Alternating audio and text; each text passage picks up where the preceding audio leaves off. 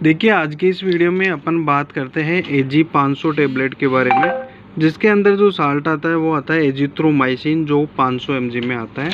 ये 3 स्ट्रिप की टैबलेट आती है, मतलब एक स्ट्रिप के अंदर 3 टैबलेट आती है। और इसकी अगर MRP की बात करें तो करीबन 79 रुपीज़ की इसकी MRP रहती है। देखिए, एजिथ्रोमाइसिन है वो एक एंटीबायोटिक है और ये एक ब्रॉड स्पेक्ट्रम एंटीबायोटिक है। इसका जो काम होता है वो ये होता है कि ये बैक्टीरिया की जो ग्रोथ होती है उसको इनहिबिट करती है, मतलब बैक्टीरिया को ग्रोथ करने से रोकती है, जिसके कारण जो बैक्टीरिया ग्रोथ नहीं कर पाता और वो किल हो जाता है।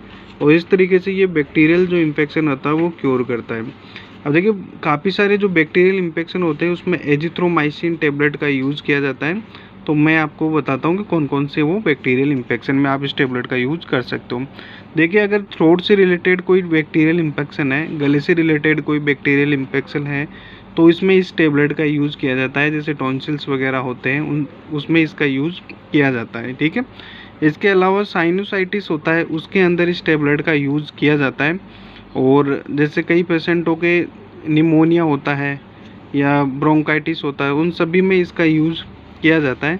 इसके अलावा स्किन एंड सॉफ्ट टिश्यू से रिलेटेड जो इन्फेक्शन होता है उसमें भी एजिथ्रोमाइसिन टैबलेट का यूज़ किया जाता है।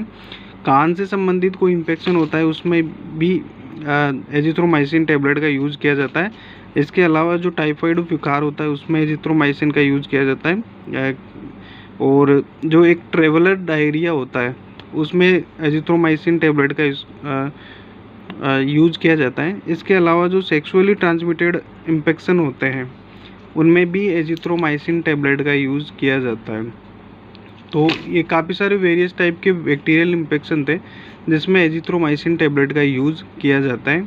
अब देखते हैं कि इसकी जो डोज रहती है वो क्या रहती है। देखिए, इसकी जो कॉमन डोज रहती है, जैसे आप किसी थ्रोट इन्फेक्शन के लिए ले रहे हो या फिर जैसे कोई स्किन इन्फेक्शन, ईयर इन्फेक्शन के लिए इसको लिया जा रहा है, निमोनिया वगैरह के लिए इसको लिया जा रहा है, तो इसकी जो डोज रहती है वो 3 दिन से लेके 5 दिन तक रहती है और 500 mg पर डे की रहती है, ठीक है। और इसके अलावा अगर इस टैबलेट का यूज़ कोई सेक्सुअली ट्रांसमिटेड डिजीज़ के लिए इसका यूज़ किया जा रहा है तो इसकी जो डोज रहती है वो 1000 mg पर डे से लेके, और मतलब फिर जैसे स्टार्टिंग में इसकी 1000 mg रहती है, फिर इसकी जो डोज होती है वो कम हो जाती है और इसका जो टाइम पीरियड रहता है वो 5 से 7 दिन तक का रहता है, ठीक है। और इसको मैक्सिमम 5 दिन से ज़्यादा इसको नहीं लिया जाता है। और इस वीडियो में इतना ही। अगर फिर भी इससे रिलेटेड आपको कोई डाउट है तो आप कमेंट बॉक्स में कमेंट करिए, मैं उसके आंसर ज़रूर दूंगा।